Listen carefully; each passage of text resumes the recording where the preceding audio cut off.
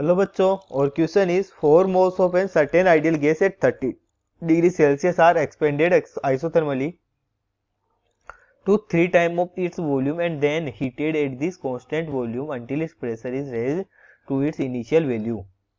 ठीक है. In the whole process the heat supplied is 72 kilojoule. Calculate the ratio Cp upon Cv for the gas and state whether it is monoatomic, diatomic और polyatomic gas. ठीक है. तो देखिए सबसे पहले इसका डायग्राम ड्रॉ करते हैं. अगर मैं यहाँ से इसका पीवी डायग्राम अगर ड्रॉ करूँ, ठीक है, तो देखिए हमारे को प्रोसेस क्या गिवन है उसके अकॉर्डिंग हम एक पीवी डायग्राम ड्रॉ करते हैं. ठीक है. तो यहाँ पे दो एक्सेस लेंगे, एक पी एंड एक वी. ठीक है. तो जो एक्स एक्सेस है इसको पी ले लेते हैं. ठीक है. और जो वाई एक्सेस है इसको मैं वी ले लेता हूँ. तो देखिए सबसे पहले क्या होता है कि आइसोथर्मली एक गैस है वो एक्सपेंड होती है. ठीक है. तो आइसोथर्मली का ग्राफ कैसा होता है? ठीक है, कुछ इस तरीके से होगा. ठीक है. तो ए से लेकर के बी तक आइसोथर्मली हमने इसको एक्सपेंड कर दिया. ठीक है. अब इसको हम क्या करते हैं, इसने कहा है कि 3 times and heated constant volume. ठीक है. कांस्टेंट वॉल्यूम अगर मैं इसको हीट करूंगा तो कुछ इस तरीके से ऊपर जाएगी. ठीक है. और उसको कब तक हीट करते हैं, जबकि उसका जो इनिशियल जो वॉल्यूम था, यानी कि इनिशियल वॉल्यूम यहाँ से था, तो इसको यहाँ तक हम इसको रेज करते हैं. ठीक है. तो ये प्रोसेस हो जाएगी ए टू बी टू सी. ठीक है. तो हम अब देखिए यहाँ से इसको सोल्व करने की कोशिश करते हैं. तो ये जो प्रोसेस है, मान लो इसमें हीट Q1, ठीक है, और इसमें हीट जो है वो Q2 है. ठीक है. तो देखिए सबसे पहले बात करते हैं AB प्रोसेस की. तो AB प्रोसेस में अगर हम देखें, ठीक है, तो टेम्परेचर हमारा क्या है, कांस्टेंट है. टेम्परेचर हमारा कांस्टेंट है क्योंकि आइसोथर्मल प्रोसेस में क्या होता है, AB आइसोथर्मल प्रोसेस है, तो टेम्परेचर कांस्टेंट होगा. तो यहाँ से मैं चेंज इन हीट की बात करूँ Q1, ठीक है, यहाँ से मान लो Q1 हीट है, तो वो कितनी हो जाएगी, delta U plus delta W. अगर इसका टेम्परेचर जीरो है तो चेंज इन इंटरनल एनर्जी भी जीरो हो जाएगी, यानी कि यहाँ से Q1 की वैल्यू आ जाएगी चेंज इन वर्क डन. ठीक है. तो यहाँ से Q1 की वैल्यू फाइंड करने की कोशिश करते हैं. तो वर्क डन क्या होता है in isothermal process, nRT ln Vf minus V initial. ठीक है. V final upon V initial. तो वी फाइनल कितना है, ठीक है, तो ये हमारा Q1 निकल जाएगा यहाँ से. Q1 इज इक्वल टू, देखिए यहाँ पर कितने मोल्स Q1 है, 4 मोल्स. तो n की जो वैल्यू है, नंबर ऑफ मोल्स होता है, जो कि हमारे यहाँ पर 4 हो जाएंगे. ठीक है. तो इसको आगे सोल्व करते हैं. तो ये हमारा जाएगा 4 आर. टेम्परेचर जो है देखिए 30 डिग्री सेल्सियस है, तो इसको केल्विन में कन्वर्ट करेंगे, 273 इसमें ऐड कर देंगे. ठीक है. तो ये आ जाएगा 303 एल एन. ठीक है. फाइनल वॉल्यूम है वो 3 टाइम्स हो जाता है, यानी कि 3 टाइम ऑफ इनिशियल वॉल्यूम, तो इनिशियल से इनिशियल कैंसिल हो गया, 3 बचेगा. ठीक है. तो यहाँ से Q1 हो जाएगा हमारा, Q1 is equal to 133.5 are. ठीक है. यहाँ से हमारा Q1 निकल गया. ठीक है. जो AB प्रोसेस है इसके अंदर हीट कितनी है, 133.5 आर. तो देखिए हम अब Q2 निकालने की कोशिश करते हैं. तो Q2 इज इक्वल टू होता है change in internal energy plus work done. ठीक है.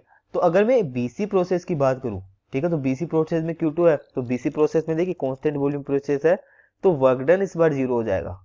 ठीक है. क्योंकि हमारा वर्क डन अगर कांस्टेंट वॉल्यूम है तो वर्क डन जीरो हो जाएगा. तो Q2 is equal to change in internal energy कितनी थी कांस्टेंट वॉल्यूम प्रोसेस में, F/2 N R delta T. ठीक है. तो देखिए हमारे को डेल्टा टी की वैल्यू चाहिए होगी. तो डेल्टा टी कैसे फाइंड करेंगे, डेल्टा टी के लिए हमारे को देखिए बीसी प्रोसेस है, तो बी और सी पर हमारे को टेम्परेचर पता होना चाहिए. तो बी पर तो हमारे को टेम्परेचर पता है क्योंकि ए बी हमारी आइसोथर्मल है, तो जो टेम्परेचर ए पर होगा वही बी पर होगा. यहाँ पर तो 303 हो जाएगा. ठीक है. तो अब देखिए हम निकालते हैं सी के ऊपर. ठीक है. तो बीसी कैसी प्रोसेस है, बीसी यहाँ पर कांस्टेंट वॉल्यूम प्रोसेस है. तो कांस्टेंट वॉल्यूम प्रेशर के लिए अगर मैं बात करूं, कांस्टेंट वॉल्यूम प्रेशर, ठीक है, तो इसके लिए हमारे पास होता है कि P upon T is equal to constant होता है. ठीक है. अगर कांस्टेंट वॉल्यूम है तो P upon T is equal to constant हो जाएगा. तो यहाँ से लिख सकते हैं P B upon T B is equal to P C upon T C.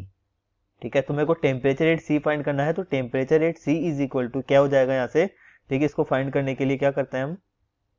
ठीक है. तो देखिए हमारे को सबसे पहले पीबी और पी सी हमारे को पता होना चाहिए. ठीक है.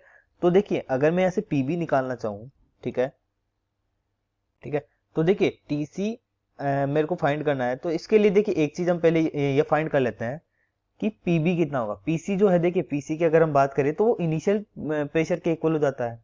ठीक है. तो इसके लिए टीबी पता करना होगा. तो टीबी हम देखिए अगर मैं यहाँ से बात करूँ एबी, तो आइसोथर्मल प्रोसेस है, तो यहाँ पर हम लिख सकते हैं PV is equal to constant होगा। ठीक है, अगर यहाँ पे PV is equal to constant है, ठीक है, तो इसको देखिए क्या लिखेंगे, P A V A is equal to P B V B. ठीक है, तो यहाँ से मैं बात कर रहा हूँ पीबी की, तो पीबी इज इक्वल टू कितना हो जाएगा।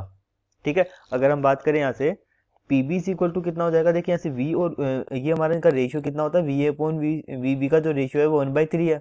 ठीक है, तो इसका रेशियो आ जाएगा पी ए अपॉन 3, सेम यहाँ पर रख देंगे।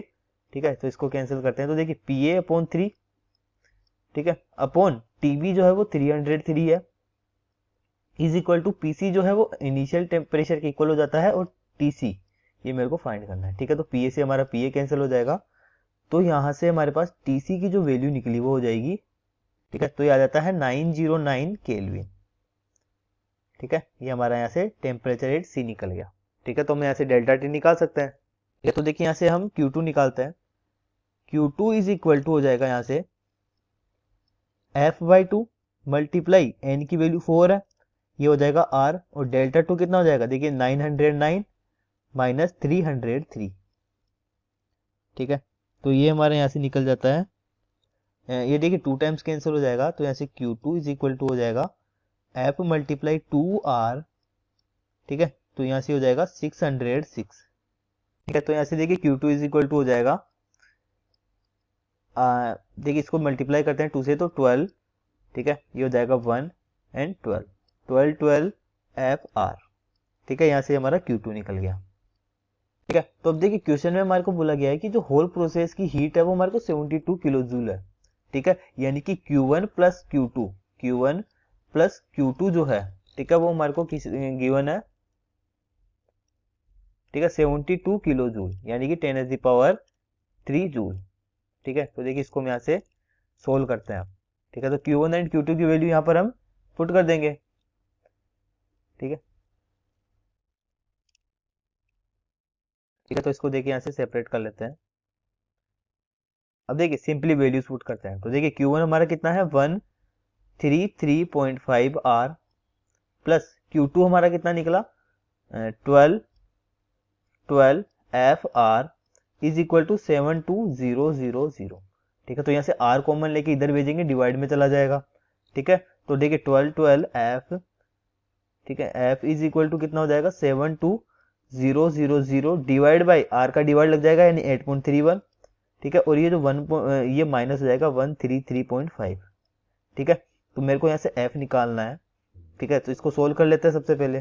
ठीक है, तो देखिए यहाँ से आ जाएगा 7328.5 डिवाइड बाई 12।